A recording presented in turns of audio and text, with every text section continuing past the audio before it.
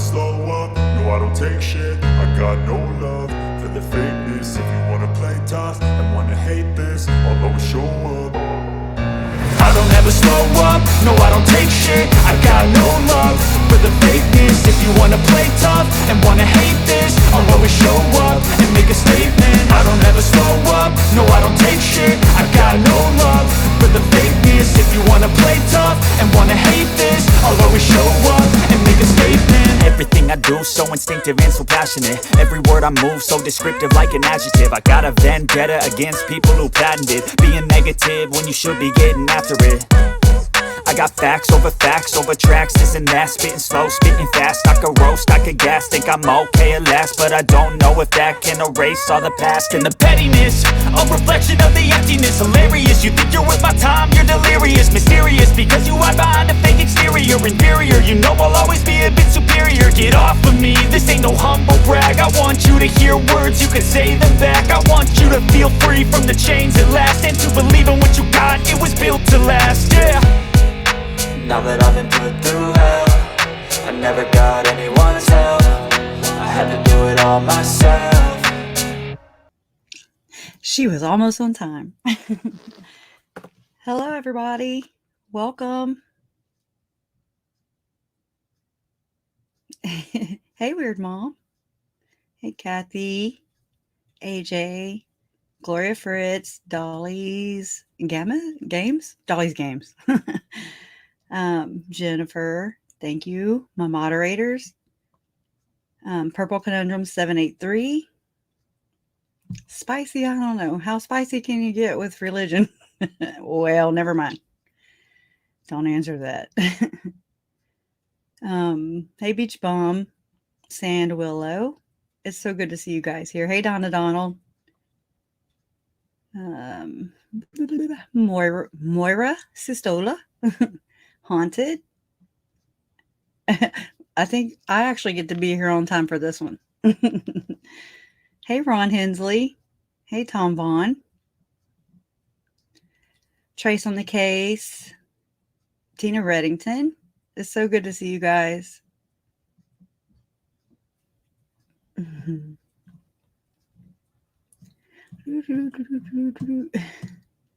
actually dropped a comment in the chat before I came on. So, wow. Hey, Diane P. Excuse me. I gulped a couple gulps of Dr. Pepper before I came on, so. Okay, how's it going today? I come here week after week, and I'm like, what do y'all have to show me? And as always, I always have to be the hostess. Kind of. We just wing it around here, though, right?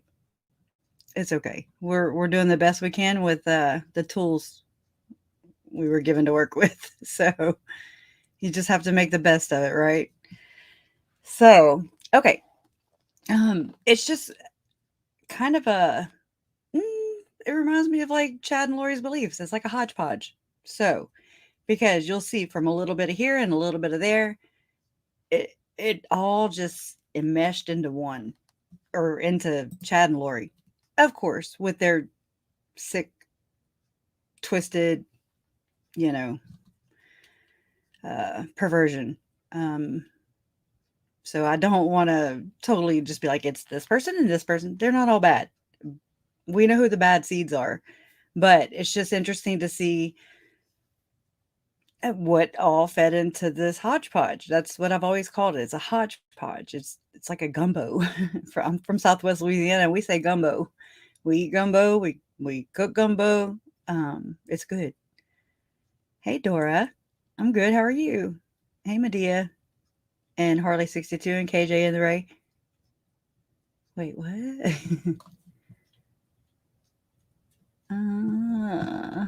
You got married yesterday. Well, congratulations. Congratulations on that. No, I can't do vanilla Dr. Pepper. I'm weird.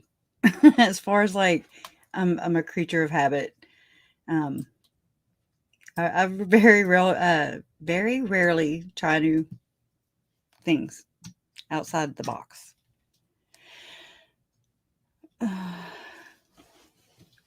looks like I spilled a little Dr. Pepper right there. Let me grab my rag fell on the floor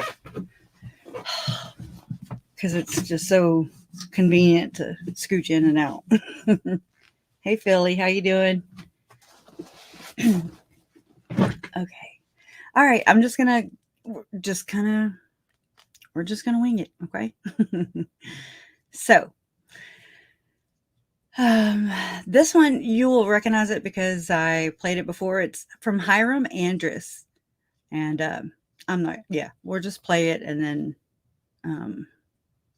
it's old, but I'd found it on Mike Stroud's YouTube channel, so I was like, oh, okay. So let me go and play that real quick. Let me hide me. And I like to hear it. Here it goes. Now let me mute myself. So that's the fifth seal. Now, the sixth seal then, when it's opened, is the ordination of the second coming. Now, Christ does not come in the sixth seal or at the end of the sixth seal. We've got a bunch of literature out that have never really done their homework in relation then to the prophetic events. Let me turn, for example, to section 77 again, and let's go back and... Whoops. I picked the wrong file. It's one that... my bad. Okay, well, let's stop sharing him because it's going to be all jacked up. Told you we wing it around here. Hey, Carrie Ann. Crap. I picked the wrong one. Oh, well. I've played him before. Hiram Andrus. I bought a couple of his books. I mean, I didn't have to pay for them, but, you know, I mean, he spent his life writing. Let me go grab his bio real quick. Is there anything is real quick? Let me go. Hiram Andrus. Hiram Leslie Andrus. I'm bogging my little computer down. Come on. Oh, yeah. It's starting. It's like, hey, girl. So while that's loading up, I'll come talk to you guys.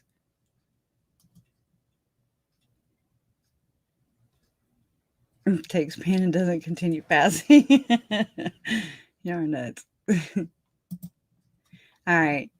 Oh, I got to share. All right. Share.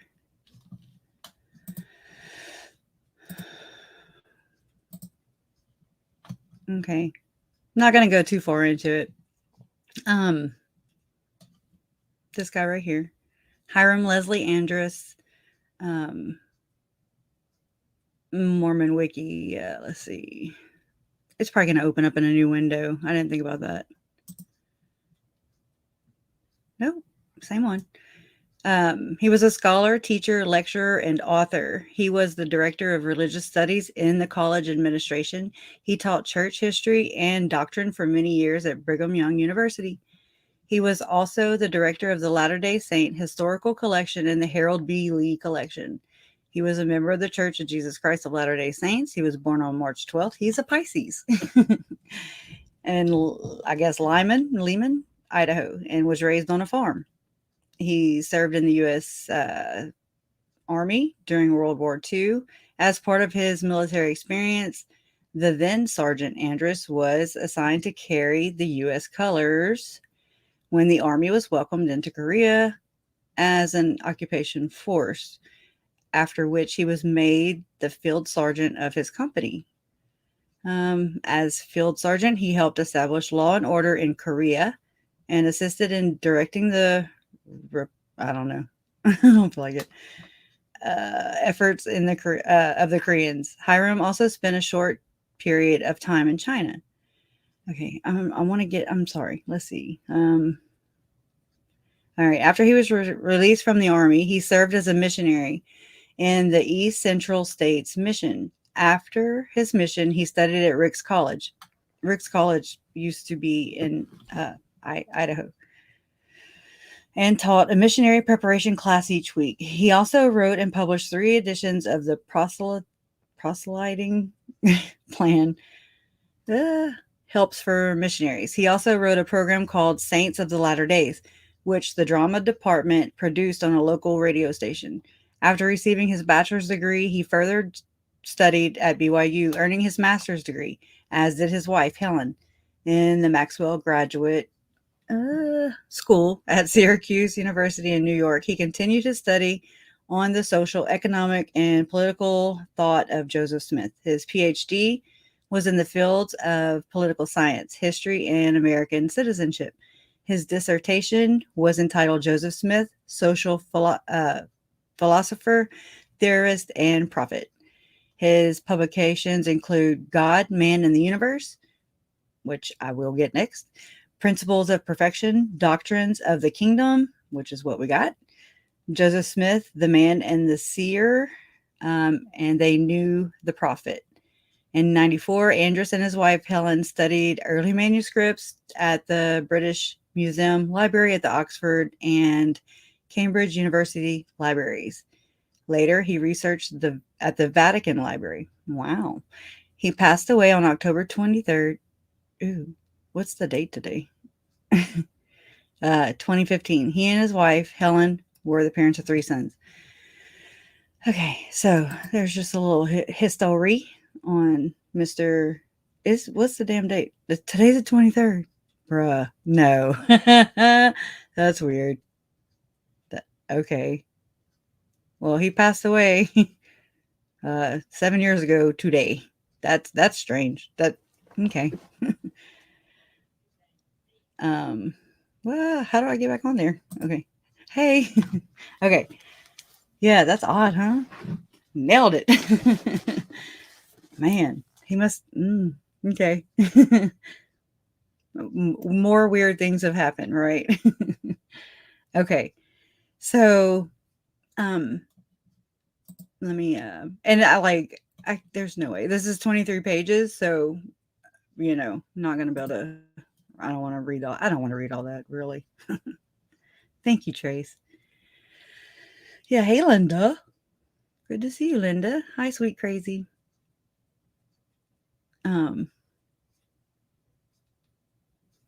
Okay. What am I doing? I don't know. What was I about to do? Oh, I remember now. Present, share screen. But I'll just show you guys. There it is. The Divine Patriarchal Order. Goodness. Hopefully it's showing. Huh? Yeah, okay. Too much switching back and forth. So, I mean, and I was like, when I read it, I was like, oh my God. I start underlining things, and then by the time I look up, I'm like, everything's underlined. So it helps me to follow along also. But I didn't do it on this, of course. But it's really cool just to read into this more. But of course, I'm kind of a nerd, so I just think it's interesting. I like learning, turns out. But I mean, it's basically, excuse me. If we were to go to the celestial kingdom of God and take a look at the order of society that exists there, we would not find, I suspect, very many bishops. Instead, we would find a few has-beens. We would not find very many stake presidents there. Again, we would find those who had been called to service in this office on earth. I don't know. Emmy would not find, I suspect, any high counselors or 70s or maybe even general authorities. that which we would find sisters would be has-beens and husbands. Now, isn't that a marvelous idea? The celestial kingdom is a great family and a great and eternal family organization. Yeah, okay. The relationship between the church and the divine family order is something like that which exists between a construction crew and a beautiful temple, which they may be building. Oh, I wonder if that's like a wink, wink. In the Provo area, we have recently dedicated a beautiful temple. Prior to its dedication, the construction crew worked to build it and prepare everything for it. Dedication and use. After the construction crew finished its work, that was the end of their program. I think he's teaching us a lesson in a parable right there.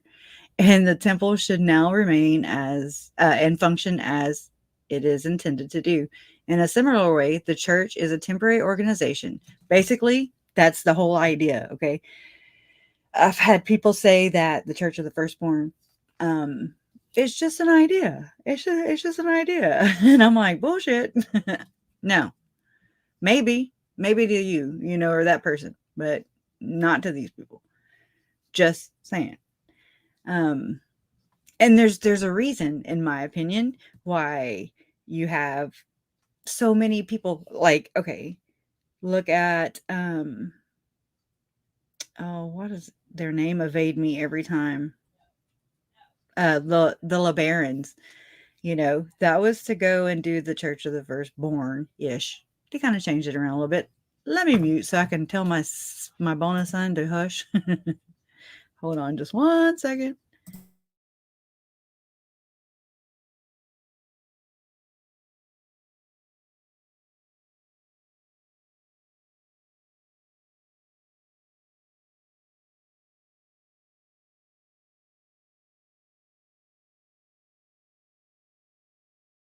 Okay. I don't even know if he heard me, but anyways, I tried. All right, let me get back over there. So in a similar way, the church is a temporary organization, such as is a construction crew. That's the idea, right? The Apostle Paul said, for example, that God has given some apostles and some prophets and some evangelists and some pastors and teachers. He then tells the purpose of these officers and organizations, stating that they are given for the perfection of the saints, for the work of the ministry, for the edifying of the body of Christ. Next, he designates how long they are to remain, declaring that they are to stay until we all come in the unity of the faith and of the knowledge of the Son of God, and to a perfect man, and to the measure of the stature of the fullness of Christ, spelled with one L. In this statement, Paul implies that when the saints get to that level of spiritual maturity, which is exemplified in Christ, the church program will fade, the one here on earth, the Church of Jesus Christ of Latter-day Saints. This is my understanding. It'll fade into the past, and that divine relationship of the saints, which the church has built up and perfected, will remain in eternity. That of the firstborn. And I've seen, what's his name? Christopher Blythe, where if he didn't do it any justice, because the 7 missions that Chad and Lori had, Christopher Blythe made it sound like, oh yeah, they're going to establish a new church, but they're not. I mean, it's all the idea of the Church of the Firstborn. Da-da. I mean, I guess, either he doesn't know, but he is a what do you call it? Not a historian. I don't know. He's like, crap. I can't ever think of the words. What do you call those people? He knows his stuff. Okay. I don't know how else to put it. So he should know this. And so that leads me to think he is on the church's payroll. Just tell him what you got to, Christopher Blythe. Just, don't feed into it. Just, yeah, go with that, and just, they're freaking kooks. Don't Don't tie them to us. Distance, distance, distance. In my opinion, that's what I see. And again, in my opinion, that does not do us any good. Truth is what will bring justice to the victims. It'll tell their story. Um, I mean, it just if you're involved in some shady stuff, then that's your bad. I mean, I can't help it. If not, I'm not accusing. I'm just saying, birds of a feather flock together. Anyways, so that just kind of goes along with that whole idea, though, of them, Chad and Lori,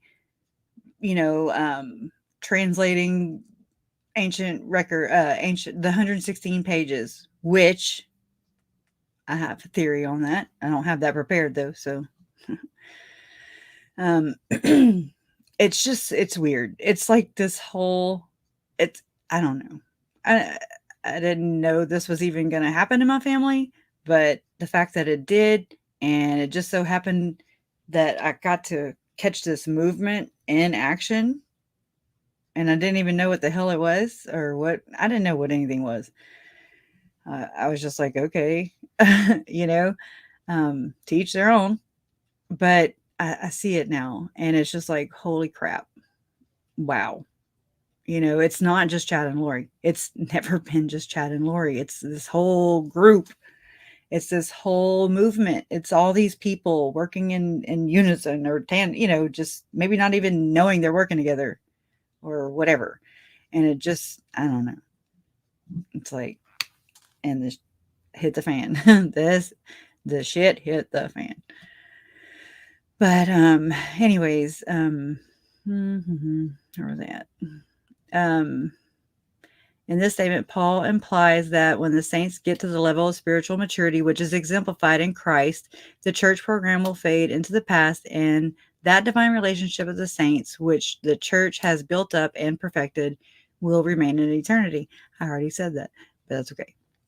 The divine patriarchal order is the thing that will continue. It is going to last through eternity. This is the celestial or eternal family of Jesus Christ. It consists of all those who are born again and have taken upon themselves the name of Jesus Christ is baptism, or in baptism, and receive the Holy Ghost, who thereby enter into a new family relationship where they become the sons and daughters of Christ. That family program is the thing that we are dealing with tonight. It is within the divine patriarchal order that a man can get a fullness of the priesthood of God and rise to his ultimate potential in eternity.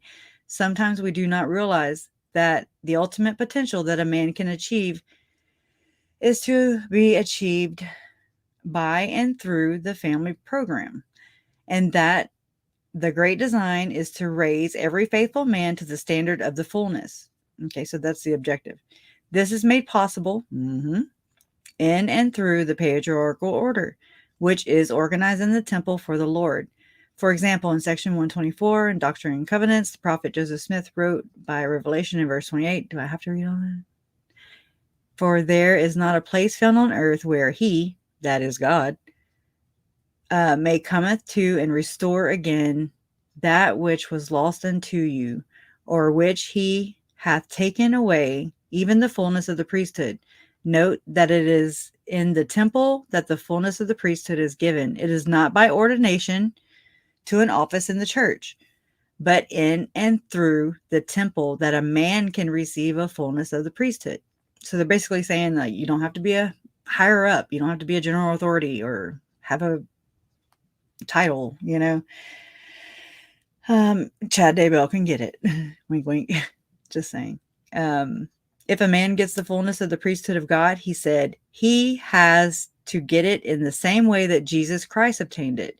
And that was by keeping the commandments, and by obeying all the ordinances of the house of the Lord. See, now, how does a man get the fullness of the priesthood? Well, I never thought you'd ask. by keeping all the commandments and by obeying all the ordinances of the house of the Lord. There is no exception. Even Jesus had to get the fullness of the priesthood this way. If an apostle of the Lord gets a fullness of the priesthood, this is the way he must obtain it. And if a prophet of God obtains the fullness, this is the way he must obtain it. The point I would like to stress is that the door is always open, is also open by and through the house of the Lord for every man who will pay the price of faithfulness and dedication to obtain a fullness of the priesthood. This is to be done in conjunction with the divine patriarchal order, which is organized through the sacred ordinances of the house of the Lord. Joseph Smith once said, God hath not revealed anything to Joseph. Did he talk to him about himself in the third person? But what he will make known unto the 12 apostles, I guess. And even the least saint may know all things as fast as he is able to hear them. So even the little peons, I guess. This, may I submit, is a tremendous concept. Every faithful man can eventually receive the fullness of glory, power, and priesthood within the divine patriarchal order. Let's see. In the priesthood session of the General Conference in April 1970, President Joseph Fielding Smith spoke to the brethren on this basic theme. Having quoted the two statements which I have given to you, President Smith then made this observation.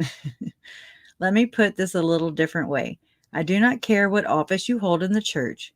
You may be an apostle. You may be a patriarch, a higher priest, or anything else, but you cannot receive the fullness of the priesthood and the fullness of eternal reward unless you receive the ordinances of the house of the Lord.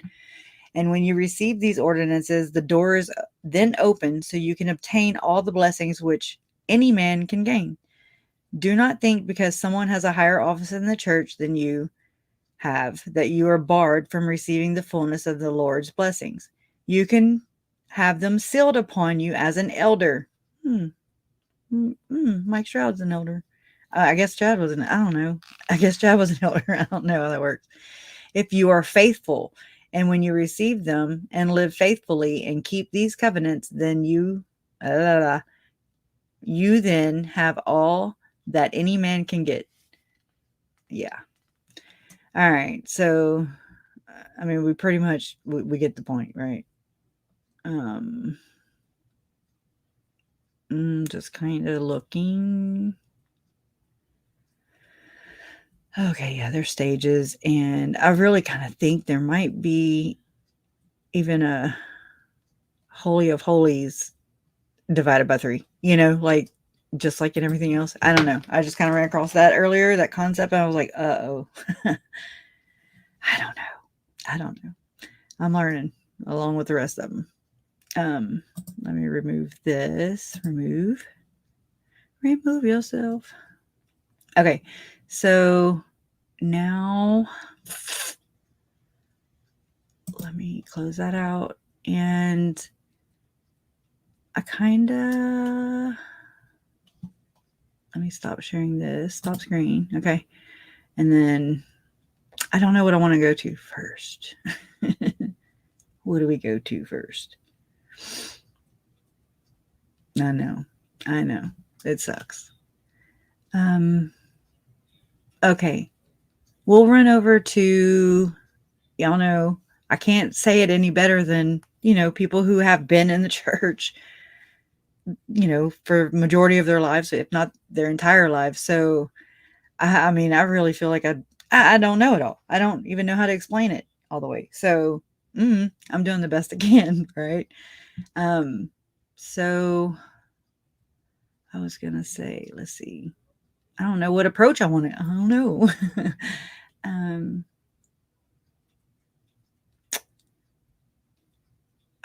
Yeah. Okay, well, I'm sitting here burning daylight. Let's,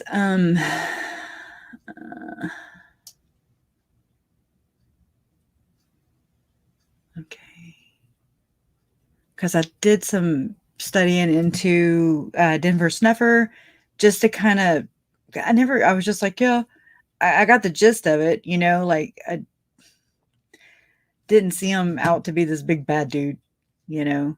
And that's about all I could say. So I wanted to educate myself and kind of be able to speak a little more, you know, to that. But now I don't know where I want to start. Except, yeah, let me see. Let me share. Share. We're going to go to Mormons. Oh my gosh, I get them all confused. Mormon discussions. And they did an interview. Go with the flow. Too many feathers. Thank you. winging it, and going with the flow. Let's see. It would be not Mormon stories. That's the second anointing, and then Denver Snuffer share. So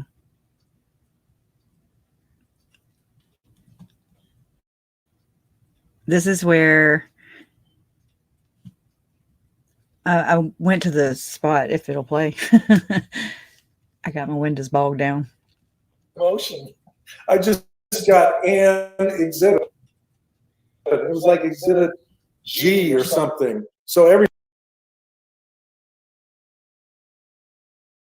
that had gone before that in exhibits, as well as the motion itself, even the court system is at times unreliable.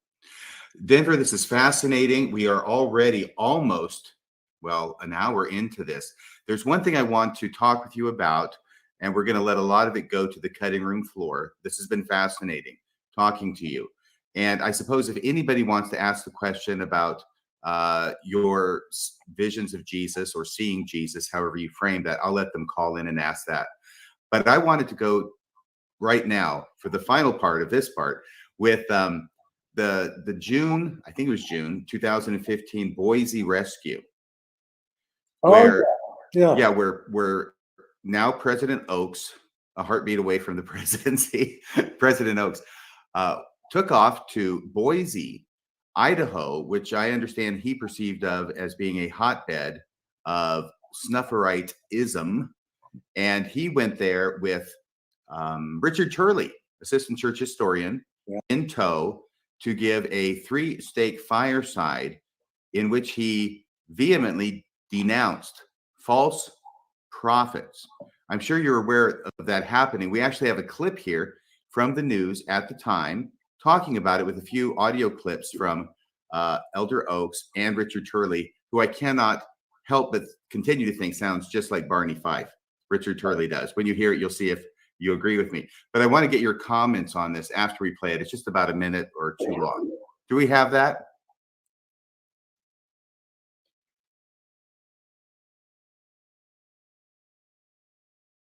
I'm sorry, I have to go and mute myself. And okay, so they're going to play this clip right here. So let me go mute myself again. Jeez.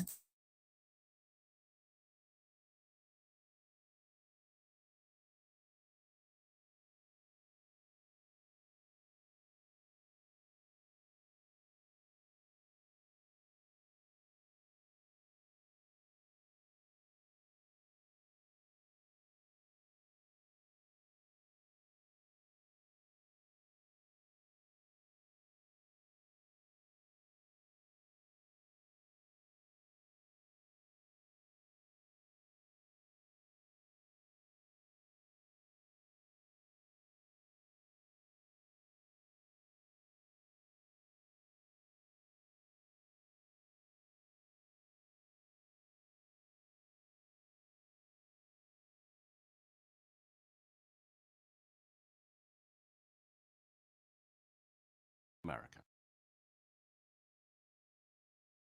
When you follow false prophets, when you start toward apostasy, you are on the wrong side. LDS Apostle Dallin H. Oaks with a plea to members of 3 stakes in Boise. Stand fast with the leadership of the church. Oaks, alongside church historian Richard Turley, picked Boise as the place to spend time responding to critics. One claim that we sometimes hear is that the church is no longer the church that was restored to the earth by the prophet Joseph.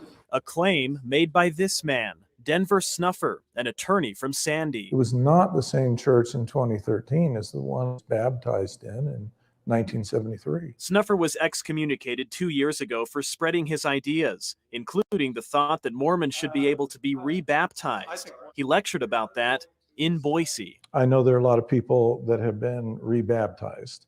I know that there are people that are blogging in the Boise area and talking about meetings that are taking place. But the church denies this meeting came in response to any of that, telling 2 News Elder Oaks was not scheduled for an assignment that weekend, so decided to use his free time to visit an area with a concentration of members, knowing that some members have questions from time to time that trouble them. Snuffer doesn't know what role, if any, he played. I don't know that I have a following. I know that there is a group of people that is discontent.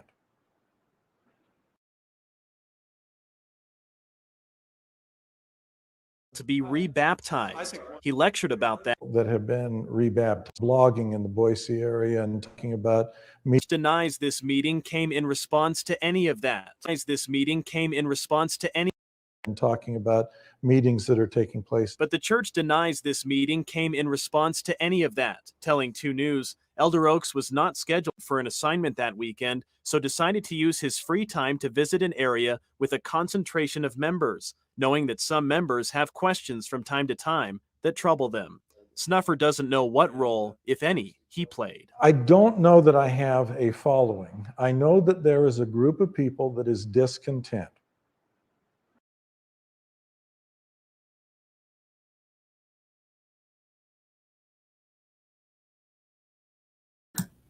Okay, so I've let me do that. So I've rewound it just so y'all could hear that one part where, and I hate to say it, but I'm gonna say it because I'm gonna say it. Hey, humanimal, do y'all notice a trend? Do you notice a kind of like when they sent out the letters for or during Chad's preliminary? This is what I notice. That's me. Just President Oaks denied having gone there for, to divert members from joining Denver Snuffer. It's the same rhetoric, it's the same it's the same thing. It's the same banjo, different plucker. I don't know. I just made something up. There's always denial and the pattern. Yes, Kathy, the pattern of behavior. Same thing that I saw in Lori when she went into the courtroom in Rexburg, Idaho, in front of my parents, in front of the world, in front of the judge, in front of everybody. And she snubbed her nose up at the world. And I was just like, what? That's a learned behavior, right? I'm not an expert, but I'm not a dummy, right? And so that's when I went on my deep dive, or whatever you want to call it, investigating research. I didn't want to hear it from anybody else. I wanted, because I just, what I saw, what I was seeing, hearing, and for the severity of the situation was not matching up at all. And I was just like, that something's off. And denial, yes. And it's been a pattern that I've noticed from the very beginning. It just is what it is. I didn't do it. I just did something I noticed. And, there's 2 kids missing, and we wouldn't even, whatever, in the Facebook, groups and everything about the kids, you would see it over and over and over again. Oh no, the church does not teach that. I mean, I saw it over and over again. Sometimes it would be, the discussion wouldn't even be about that. And so I was like, okay, there's that thing again. That's just a pattern of behavior, and it's just different, right? So why the denial when that nobody is saying that at all? So it's been really frustrating. I have to be honest with you. It's been very frustrating because here's these two kids,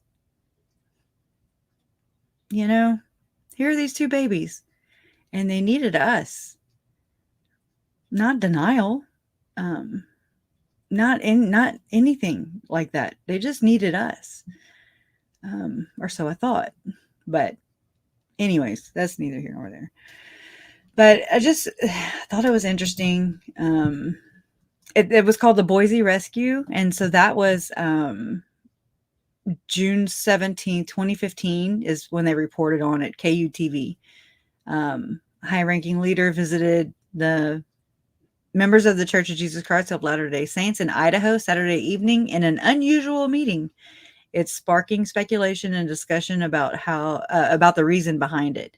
Elder Dallin Oaks, a member of the church quorum of the 12 apostles, so he's top 3 dude, you know. In fact, like if and when President Nelson dies, Elder Dallin Oaks takes his place. Had a okay, so of the 12 apostles had a specific message about false prophets. So y'all heard that when you follow false prophets, when you start toward apostasy, you are on the wrong side. Stand fast with the leadership of the church, he said. Oakes was joined by church historian Richard Turley. Together, they addressed critics of the church. Yeah, so it's just a lot of discontent, a lot of dissatisfied members of the church. And at that point in time, again, this is all these movements, just, it's weird. It's cool. And then it's like, holy crap, you know, because like all these things just fed into this, whatever this thing is. Anyway, so I thought that was interesting. Whenever I saw that on Mormon discussions. And then, you know, they asked on Mormon discussions, they asked Denver Snuffer about, you know, and see, I'd rather him say it in his own words, why he got excommunicated. Okay. So let me go key that up real quick. Hopefully I'm on the right thing. Nope. It's important to note that they're kind of using the church. Okay. Hold on. Hold, please. Okay. That's the second anointing. Okay, let me scooch this up.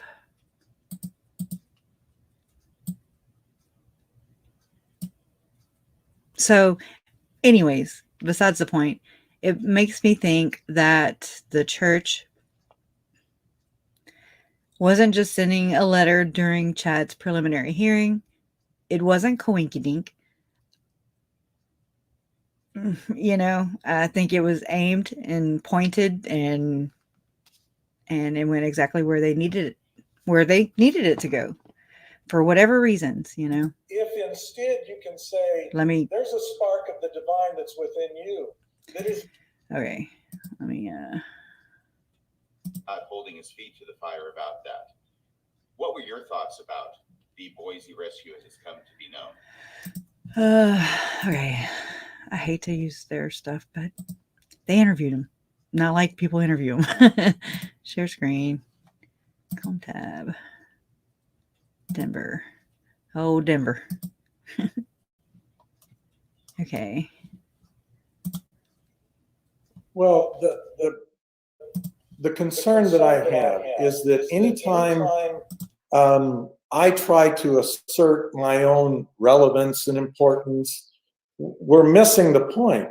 The point is not me. The point is, if Mormonism has value, and I can talk about the value that it has, and there are a whole host of people that resonate with that value and say, yeah, that's something that I've thought, or I've believed, or I've understood, or I now understand, and I believe that to be more correct, than what I'm hearing elsewhere. It's the content that has some value, not me. That to say, hey, look at me. It seems to me that is contrary to achieving anything to benefit other people.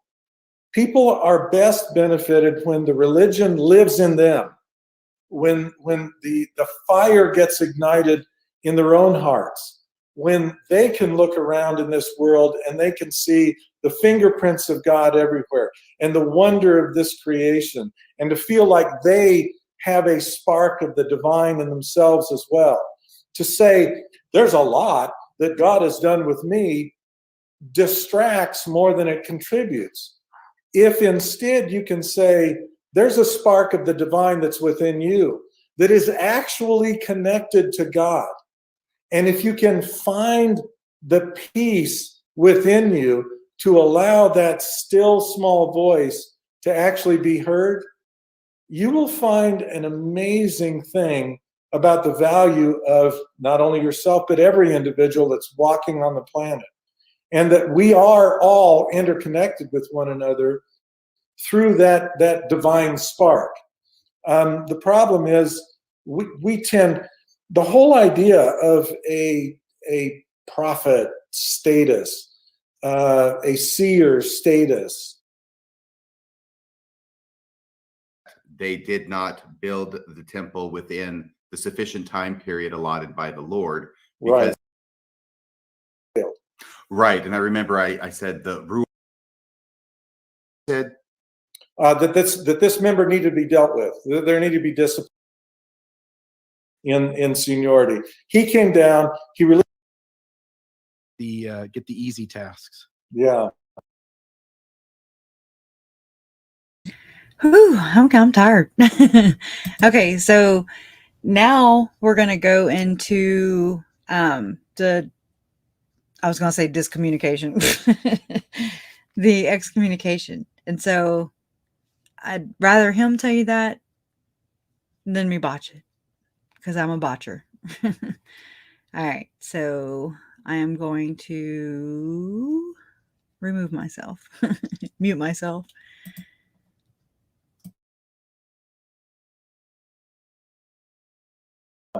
And you enter and you leave the room according to seniority. Yeah. Yes, but it's not a legalistic religion.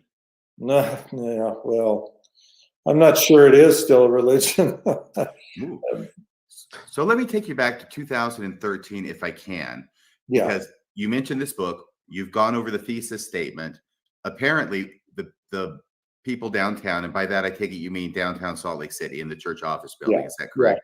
Yeah. That they were having heartburn over this. Can you tell us what happened? And this is just a thumbnail version because we actually have a whole bunch of other stuff to get to, and how it was that you found out who was behind the hit. Well, the stake president that defended me was replaced by a new stake president. And had your first stake president served his entire 10 years? It was 9 years. So I don't know how long you would normally sit, but I think 9 years is close enough that you might not. You might not think it was an early release. Okay. So after 9 years, he was replaced. The fellow who came down to replace the stake president with a new one was Russell Nelson. I think at the time he was either president of the Quorum of the 12. Actually, it may have been. Can you tell us how it is that you know that Russell Nelson was behind this, and that he told your stake president that the committee had made the decision to, what was it you said? That this member needed to be dealt with. There needed to be discipline done for this specific member, and the membership records, my membership records, were handed to the newly installed stake president. I'm sorry. I'm just coming back every now and then because I don't want to, I need to do a little commentary in between, I guess. So he's very long-winded. Obviously, they all are. This takes up a lot of my time. and yours too. So, I tried having it all, whatever you call it, where I could just run with it, but fast tracked or whatever. But I'm trying. We're trying. We're winging it. We're chilling. So let me go back and start it again.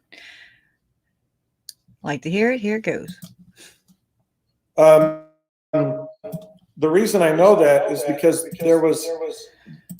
it actually took numerous interviews and about a year and a half before the new stake president decided to pull the plug and actually hold a court and kick me out.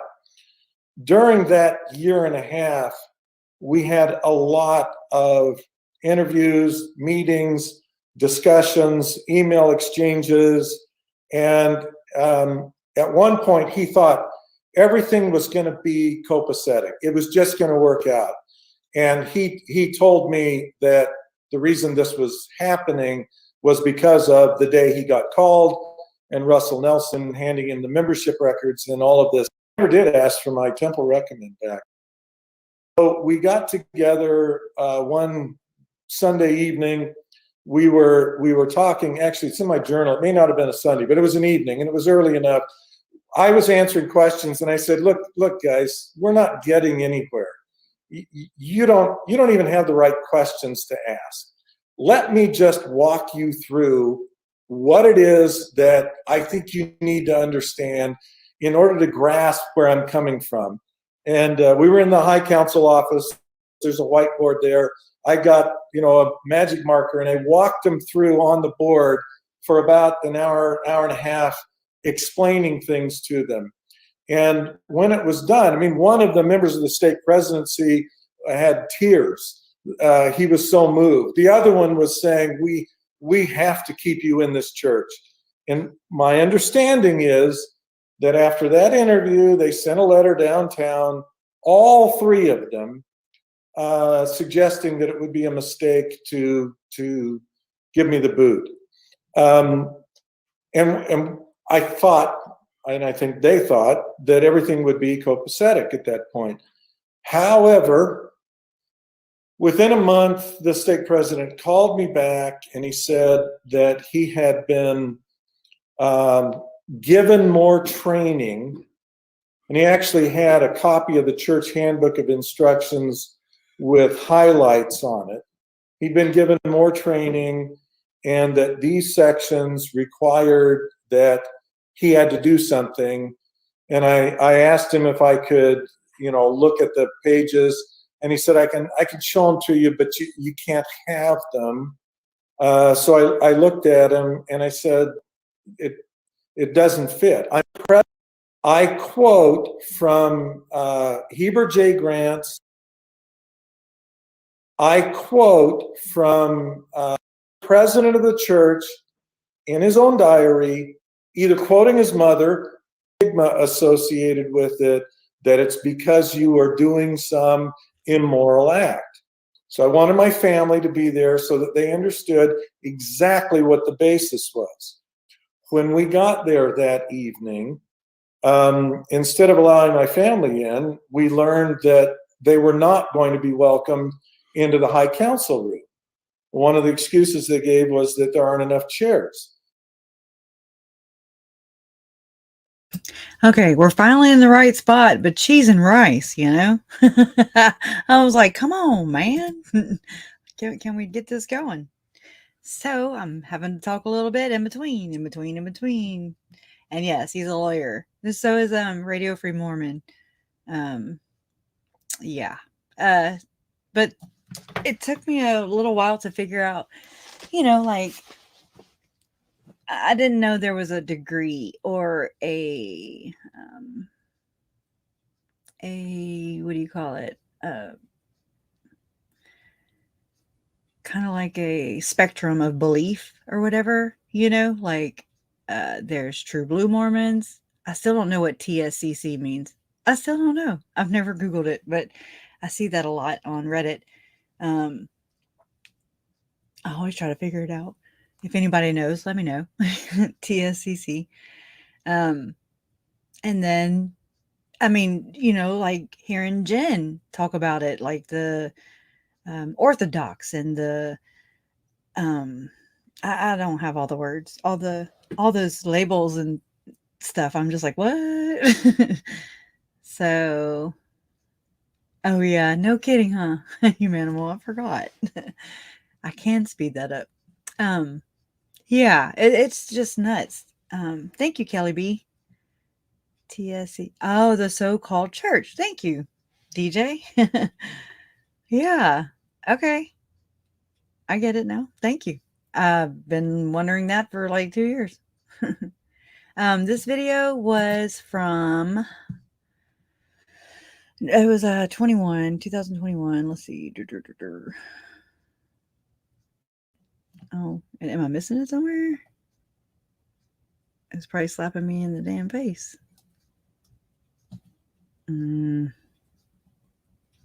Oh, show more. Hello. November 24th, 2021. And there's some resources for that.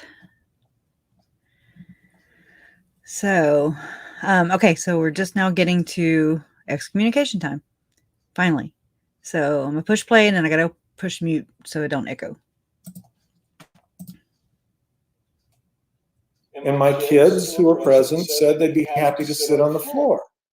And they said, no, that won't work. And I reiterated at one point, we went back and forth for about 45 minutes in the hallway of the stake offices, trying to allow me and my family in so that I could deal with the court issues. And they wouldn't. And at one point I said, look, the reason I want them there is because I want them to fully understand exactly what the accusations are and that they do not involve anything of moral turpitude. And that all of this is about a book. And the stake president, I had my family, one of my daughters was on the love seat in the hallway sitting right next to where the stake president was standing. He said, I want to assure you that this has nothing to do with any immorality. This has to do with a book. And my daughter, I won't name her, bless her heart, my daughter, who was sitting right next to him, looked up to him and she said, really indignantly, a book, a book. And you could almost see the stake president shrink from what he had just said and what this teenage daughter's reaction was. Ultimately, they wouldn't allow me in the room. They allowed you in the room, though, right? They would have allowed only me in the room. Okay. And because my wife and I had struck an arrangement before we got there, we'd agreed that if they can't all come in, then I wouldn't go in. And so they tried me in absentia, and it took a little while, but they finally reached unanimity. And that date, it was September the 10th of 2013. A significant date for you, wasn't it? Exactly 40 years to the day from the day I was baptized on September 10th in 1973. Whew. All right. Okay. All right. So, okay. So, I mean, I always thought, coming into this, from what I heard about Denver Snuffer, he was on my list, like on my shit list. And I was just like, okay, because everybody was just blaming everybody else, nobody was like, hey, that's actually Mormon doctrine and it's a lot of old doctrine. And like Jen says, it's like 1900s. I think 1900s or 19. I forget what she says. Don't come to me for that kind of stuff. Something like that though. Older stuff. I know that much. So it was just so much to learn. There still is so much to learn. I still, with everything else going on, trying to learn all these terms and who's who and who believes in what to what degree, who's physically in, mentally out. Thank you, Sand. Thank you. That's so sweet. I appreciate it. There's just a lot. There's a lot to this. And it's not easy peeling back the layers. It's not at all, but it is worth it because it's not being fed to me or to you even. You know, we all have done our own research. I always encourage you to do your own research because don't listen to me. You know, don't listen to anybody else. Do your own research. It's important. Had I not done that, then I would just be believing that Chad and Lori were really making up their own church with their own doctrine with a church in the sky, pretty much. You know, um, I'm glad. I'm really glad. So, anyways, and I mean, there's still a lot to learn, of course. Hey, Michelle, how you doing? Yeah, thank you. I appreciate that. It's nuts. So there's so many different players in this. It never gets there's never a dull moment. That's for sure. If it's not the case or whatever, then I'm always researching this part of it. And I've learned so much. I really have. I know I've said that so many times, but I guess I'm just kind of reeling that in right now. Yeah, we couldn't make this up, right? That's an interesting and good point, AJ. Thank you for that. It's true. She says I often think of the phone call when with Gib when Chad said we couldn't make this up, and he was kind of laughing a little bit. And it's true. It's so true. It just is what it is, you know? So I just don't know. I don't understand. I mean, I get it. People want a distance, especially the church. Then again, all they had to do, in my opinion, and this is just me with my feelings, is just acknowledge the death of Charles, Tylee, Tammy, and JJ. That was it. That would have, you know, been normal. That would have been a normal reaction that I would expect from a church, you know, especially when I mean, I read the very first thing or group that I researched was, I can never think of their damn names. um, the Mormon Mansons. Oh my God. I just said it earlier. LeBaron, crap. You know, there were 9. I said 18 the other day. I said that. I misspoke. It was 9 women and children in 2018 that were just they were killed in an explosion or something. And it was horrible. It was horrific. And you guys, I'm sure, have seen the interviews and stuff with Anna LeBaron. I love her. She's so sweet. She's very forthcoming and just wants to help. And I really respect her. And I read her book and everything. And she's a good healing story for me. Like, she really helped me kind of put me on this path to healing, you know? So it's just crazy that the church released a statement for members of the LeBaron offshoot that was excommunicated from the Church of Jesus Christ of Latter-day Saints about 40 or 50 years prior to that. I found that odd. I'm like, wait, they weren't even members. And I mean, I get it. Sure.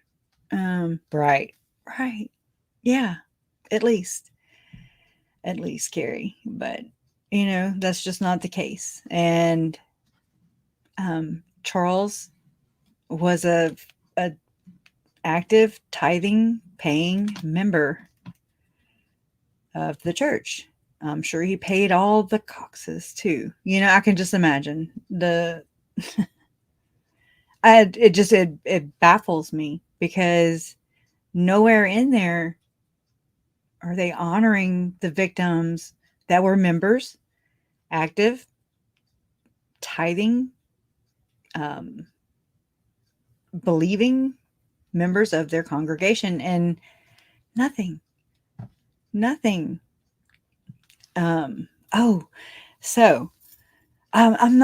not going to go into all these other things because, I'm not going to have time. But I did run across something earlier, and it was John Pontius, who is the ghostwriter, was the ghostwriter of Visions of Glory. Where did I see that at earlier?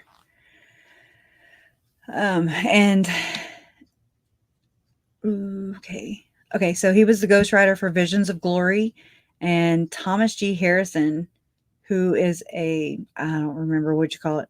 I don't ever know the terminology, psychiatrist or something like that, shrink for the church.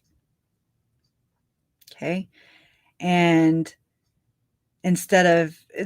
so John Pontius wrote about Spencer, aka Thomas G. Harrison, his vision or whatever that was on my aunt's nightstand. There are people who will defend the Visions of Glory. Okay. It's scary. I'm just like, it's a damn book, of somebody who wasn't gutsy enough to write his own damn book. So he had somebody else write it and then change his name. And Christopher Blythe actually said that something like this, that's the difference between him and Julie Rowe, between Thomas G. Harrison, aka Spencer. That's the difference between Tom and Julie. Julie was, he said Tom didn't have all these podcasts. He wasn't trying to make money off of it. And I'm thinking, well, somebody was. Come on. They're going down to the semantics, to the legalities of it, to buy the book. Not buy the book, but to the T. So it's just, those are technicalities, in my opinion. It doesn't mean that it's not disruptive. It's not confusing, throwing mixed signals. To me, that's just my personal opinion. So I was on Unblog My Soul, or it was a screenshot. I don't remember which one, but it was a screenshot from Unblog My Soul, which was John Pontius's blog, Unblog. But he died like back in 2012 or 13 or 14, somewhere in there. But his wife, Terry, she still runs the site. Okay. And Visions of Glory, read it or not, Jen has a lot of videos on Visions of Glory. I wouldn't. Yeah, we don't want to feed the beast. I mean, do what you want, but just try to buy it secondhand or, something like that. I don't get it. I'm just like, okay. Again, it's a lot of code talk. It's a lot of coded stuff in there. Shell McDermott, I did release one of her videos after my live Sunday, and the rest of them are available in the Patreon. And it's basically one video, and I just broke it down into 7 because they're like 30-minute chunks. And just in the first part, you know, she talks about Avraham Giuliani. She talks about, or she name drops, really. Her reading list is Julie Rose on it, Suzanne Freeman, Visions of Glory, and just other, Cleon Skousen, I think. It's just weird. It's so weird. It's like you're it's like you're working against something that you're just a mere blip, you know, really, in the grand scheme of things. I mean, this stuff happening with Lori and Chad and the kids and all the victims, let's just say all the victims, that didn't even curb it, really. You know, people are still just, hi, Parawoman Radio, welcome. Thank you. It didn't curb anybody. It didn't deter anybody, in my opinion, from what I see. You know, just the grand scheme of it all. I don't see anybody saying, you know what, maybe I need to check myself and, you know, do that whole that self-check we were talking about last week. If people were just a little more real with themselves and, you know, maybe perhaps say, hey, what if Tylee and JJ and Charles and Tammy and Joe, what if they were my family and the shoe was on the other foot? Would I still feel the same way about Visions of Glory? Or would I maybe, you know, take a step back and, you know, that's me. But there's not a lot of that going on. Unfortunately, you know, if this doesn't do it, then I really don't know what will, besides the church coming out against it. But, you know, they only seem to do that in their own way and time and place. Convenience, I guess. Yeah, buddy, I have a lot on my plate. The silence and secrecy make it seem as though it's exactly lying by omission. Yep. Look at Melanie Gibb. Point in case right there. Melanie Gibb, Zalema,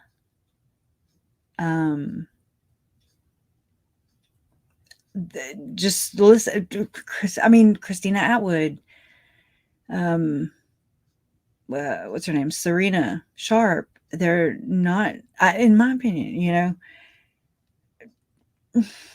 it just wasn't their interviews, the things they said, in the tone that they even said them in, the way that they said it, they did not come off to me as concerned or them wanting to help and like actually saying stuff to help, filling in the blanks without it having to be lured and pulled out of them. Jason Mel. That bothers me. Oh my God, you know, it's just, that is omission. It is omission. And it's just by not being very forthcoming and not the best interest for the victims. I mean, screw Lori and Chad. Screw them, you know. But the victims, these babies, you know, and just the way Melanie Gibb talked with her recorded call with Sherry Dowdle or Dowdle, however you want to say it. JJ's a drug baby. Parawomen Radio, no. I'm not a member of the LDS Church. Never have been. I'm a never mo. I have a lot of compassion, though. I do. For the members who are kind of stuck between a rock and a hard place, you know? I mean, I know I'm being very, dramatic when I say this, but to the tune of this, if I had to narrow it down to one thing, which I have, if my salvation and my family's salvation was on the line, you know, I can't really blame the members for not, you know, wanting to be or being able to be forthcoming so much. But when I guess maybe some realize that their salvation depends on them and not an institution, in my opinion, then that's for them to learn. You know, that's their journey. I'm just here. You know, it's just the easiest. I mean, it's the not the easiest. Wrong words.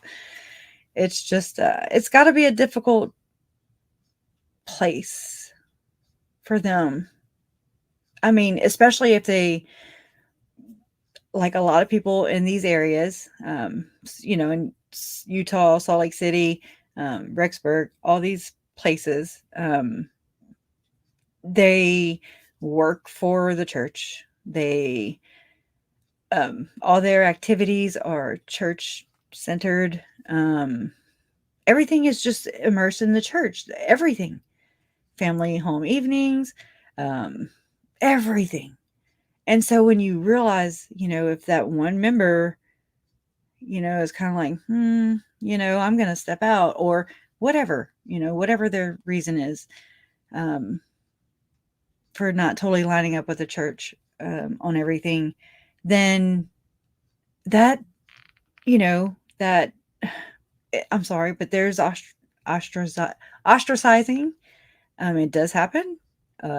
Yeah, we can deny that too, but it's not going to do any good. They lose their job, everything. I think of Eric Smith, you know, even though, you know, he could have been a little more forthcoming also, in my opinion, but I'm not here. I'm not a judge, you know, I'm just like, oh, okay. He's a good, I guess, example of that because he worked for the church. Hey, good girl. He, and Sister Donka, he was all wrapped up in that. And then it's hard to pull away from all that. That's all you know. Your entire life, that's all you know. So, oh my God, can you imagine how scary that is on the other side of that? I can't. But I mean, so I commend those who have come forward. For those who have found their way and are finding their way, I commend those people, you know, because it takes some big kajangas to be like, you know what, screw you. I'm in control of, you know, my salvation, and I have a relationship between me and God. I don't need you, middleman. I don't have to pay you either. But that's just me being a smartass. So anyways, I don't know. It just, yeah.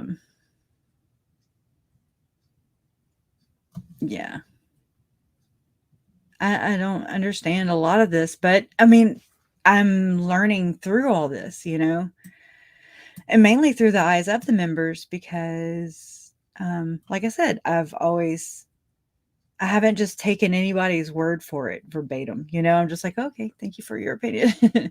And I take it into consideration. And I realize that not everybody's experience is the same. Everybody has a different experience depending on where you live, depending on all kinds of things. And there's a lot of things that factor into that, you know. And in this day and age with internet, it's hard. It's getting harder and harder for, in my opinion, for the church to be able to bamboozle, as my Uncle Charles would say, bamboozle, or whatever, you know. You just really can't get away from some things. I just hope that people do what makes them happy. If the church makes you happy, then by all means do that, you know, make you happy. But if you're having questions and if you're doubting things, then by all means do that. Research that. You know, I support you no matter what. I love all people. So Exactly, Michelle. And you do have family. You have family here. Right? And you always have God. Exactly. There's no middleman, right? There's nobody saying, oh, okay, well, 10%. So, oh, you have? Okie Lancy? I'm a never mow too. Oh, that's cool. I bet you could teach us some stuff. Really.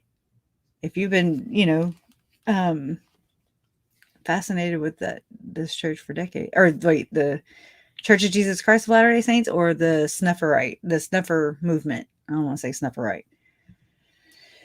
I always wondered too, like when they were saying that Chad had his own doctrine, was starting his own church.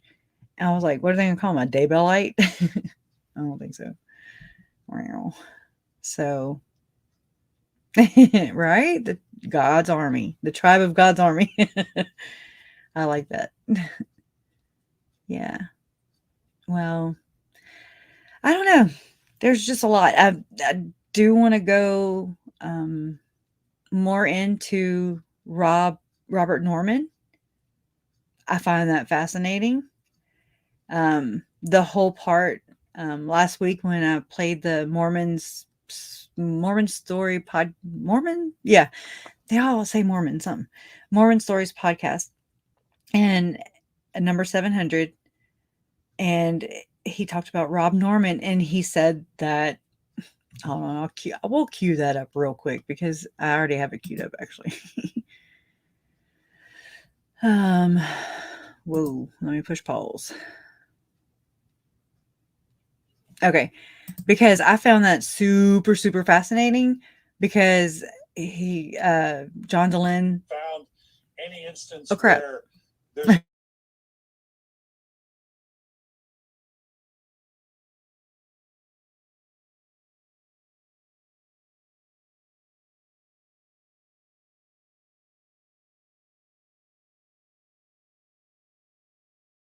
against itself, because whether it's Denver Snuffer saying the church isn't living up to the Book of Mormon's, emphasis on non-materialism or commercialism or on gifts of the Spirit, whether it's the fact that we're named the Church of Jesus Christ of Latter-day Saints and we're supposed to be about the end times. These are instances where it's ironic that they're kind of out Mormoning the Mormons. Does that make sense? And I think that's worth noting. I'm going to speak briefly about Robert Norman because I actually have information on who Robert Norman is. So Robert Norman, really quickly, apparently he was a CES employee, a church education system employee, taught institute and seminary for something like 30 or 40 years, a long time. Expert in the Old Testament, and as I understand it, Dallin Oaks's wife used to love to attend his evening seminars about the Old Testament. Anyway, at some point, Robert Norman himself started teaching or discussing having seen Christ. So, in that sense, he's sort of in the green because he's talking about seeing Christ, which is ironic that that's a bad thing now. Seeing Christ is a bad thing. But anyway, what Robert Norman basically, apparently how he views himself, there's a saying called end time servant. I don't know if any of you guys have ever heard of that, but apparently it's a phrase that comes out of Scripture that refers to someone who believes that they are going to be the person that ushers in the second coming. So I don't know if it's the same thing as the one mighty and strong or if it's different, but Robert Norman views himself as the end time servant. He believes that he's seen Christ, and apparently he has developed a relationship with someone that at the time wasn't his wife, and during that relationship received a revelation that God sealed this new person to him such that he could be married to her while his other wife was still alive. That always happens. It always happens. And this woman, by the way, was married to another man. And so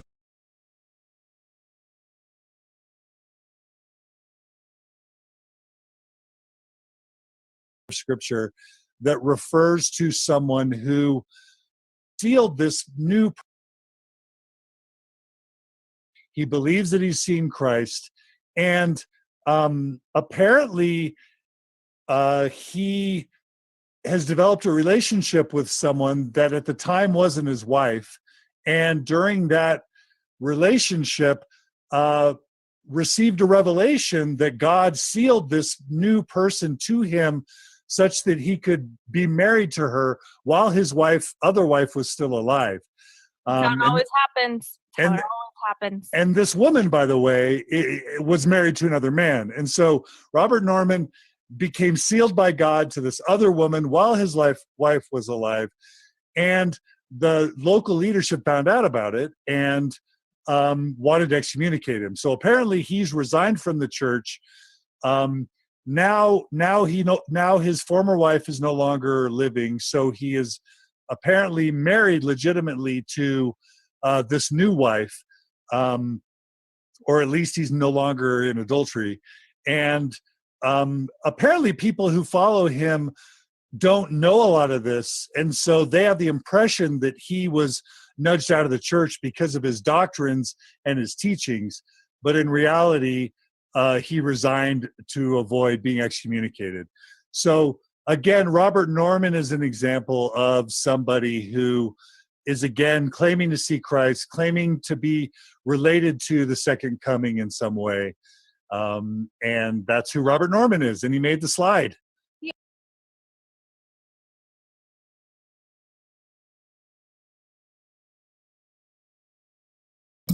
So you know where I stand with that. I say cookie cutter, cookie cutter. If the shoe fits, wear it. To me, I pictured Chad Daybell, wife Tammy, sealing to Lori. Lori's married to Charles. Tammy dies. Wife dies. I'm sorry. Too many coincidences there. Just saying. It wasn't a revelation. It was a second anointing. Sorry. Boom. That's what it was. I don't know that, but I can pretty much, yeah. That's what that was, in my opinion. So I find that just freaking fascinating. And whenever I first came into this, I remember running across Wheat and Tears. I love Wheat and Tears. I really do. Anyways, they had a thing and it said, what do you get? You know, because everybody was saying Mike Stroud, Mike Stroud, Mike Stroud. And I was like, okay. And so you Google Mike Stroud, right? And so Wheat and Tears came up and it says, what do you, here, I'll show y'all real quick because I already have it pulled up. Look at me. Present. Okay, present. This is the very first thing that I ran across and began researching. What do you get when you combine Denver Snuffer and Robert Norman? Mike Stroud. There's Mike Stroud. So anyways, I mean, you just follow all these links. That's what you do. A lot of them are 404s, but you know, hey, every now and then. Not all of them. Not just here. I'm talking about across the board. And so, I mean, it took me a long time to research Robert Norman, right? Because I was like, what would he do? I went to his website or whatever, and I had printed off some things, and I was like, oh my God, this is it. I found it. And that was like a year ago. I found it. And by it, I mean Chad's doctrine, you know, their doctrine. And no, it's all like that. Hiram Andrus, Val Brinkerhoff, all these people, they all write about this stuff. And some are smart, a little more smart, but it doesn't stop it from happening. And so they write their own books and publish their own books. And I think that, what do you call it? The church, what's their bookstore? Oh my God. the church's book publishing, whatever. Oh my God, I can't think. Oh, wow. We'll have to think about that. Or, that's we're definitely open for theories. I've got I know they sound so wild and I sound like a damn conspiracy theorist, but I'm like, you know what? Deseret, thank you. Thank you. I'm like, I'm kind of dealing with a bunch of conspiracy theorist people, not all of them, but I'm just saying, Chad and Lori, if you can think of it, then it's real, that kind. Okay. So it's not me that's crazy. I think it's designed for that. It's designed to look at Uncle Charles. That's my point in case right there. He looked insane. He felt crazy. You could tell. Oh. Oh. Yeah. Elle says, I'd love a KJ in the Ray mug. I absolutely adore her. I'll have to check that out. You want a KJ mug? Well, the mods will send you a link. I never believe in conspiracy theory or coincidence. I don't believe in coincidence. Not in this realm. Not in this case with these people. And by these people, I mean Chad and Lori and people. And yeah, no. Now, coincidence was me reading Hiram Andrus's wiki page earlier when I started this thing out. And it said he died on October 23rd, 2015. And today is October 23rd. Coincidence. Only one I accept. Yeah. So that's nuts. That's nuts. But I don't know. There's just so many different ways to explore, so many different things to explore. I had pulled some things up for Robert Norman, but we're really going to have to designate some time for him. Yeah, they're all just coincident. Felonies is just, she's like her aunt, but a 2.0, I think. Just actually, I've been told before that Melanies or Felonies, whatever you want to, whatever your preference, that she was actually a little more deceptive than her aunt. And I can't imagine, right? That's crazy. Or you just can't imagine, but then there's, oh, I'm sorry. There's always that one that's like, hold my beer, So I don't know. But I had found a case. I hate when I do this to myself. And I say something and I'm like, I don't know. And it is.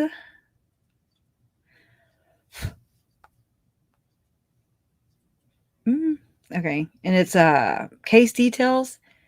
It's on casetext.com. And it's Doe versus Corp of the President of the Church of Jesus Christ of Latter-day Saints. And this is from April 3rd, 2012 is when it was published. And it just has okay.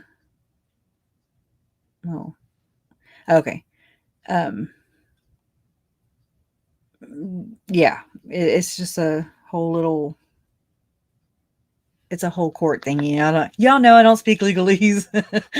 But anyways, I wish I had the link from my phone to my computer and I could share it, but because I found this right before, about an hour before I went on or came on, and I'd like to read it a little more in depth, but first it seems like I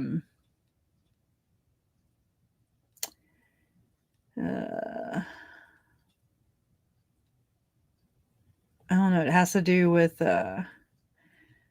former clergyman Stephen Day and his former assistant Daniel Rice and T. Stephen Fotheringham, Robert Norman, and Charles Hobbs. The plaintiff initiated a suit against the defendants for negligence, gross negligence, intentional infliction of emotional distress, and civil conspiracy related to their alleged liability for the SA. I didn't see that earlier. and I lost my spot.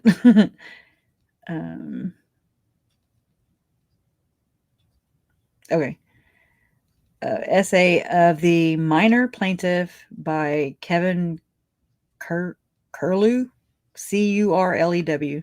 a member of the, I don't even know how to say this, Methuen, Methuen, ward of the church. So Google that on up. And yeah, it's got to be one or the other in the Daybell case. I agree with you. The Reels 360. Doe versus Corp of the President of the Church of Jesus Christ of Latter-day Saints. And it's a Commonwealth of Massachusetts Appeals Court, April 3rd, 2012. And so I don't know. I'm gonna do a little more reading into that, and the next one we'll be able to kind of elaborate and get to know Mr. Robert Norman, who, you know, was sealed to another woman while his wife was alive. Sounds a lot like Chad, and the woman he was sealed to, she also had a husband. I just no coincidences. So, but anyways, thank you for coming and being here with me. And I know it's a bit boring, but you find a lot of details. It really fills in a lot of the mystery or whatever. And it doesn't even have to be. It doesn't have to be mystery. That this part of it does not have to be mysterious. All their stuff, mysterious, and I'm scared to fill in the blanks. But this, to me, fills in a lot of context, gives it some substance. It's never boring. Well, right. Thank y'all for being here and just, supporting me through this and learning and just wanting to know more. It's not an easy part. I guess I maybe sell it a little too short. I'm like, that nobody wants to talk about this. But I think it's really good that we are talking about this. Somebody needs to talk about it. I mean, it's just all these things that go into the making of Chad and Lori Vallow Daybell. So, yeah, I agree with you, Humanimal. It's so putrid the way they write their own scripts to suit their don't be writing big words. Proclivities. How can people think these guys are spiritual or have any leadership skills or knowledge? They're grifters. Agreed. Yeah. So thank you. I appreciate you guys being here. And love always wins. Kathy made some new merch. It's a rug, for your floor. And it says, in this house, we or whatever. I'm going to mess it up. And it's love always wins. So that's the rule of the house, I guess. So I'm really glad and I'm honored to have you here. And I thank you. And we'll keep on looking. Right, KJ?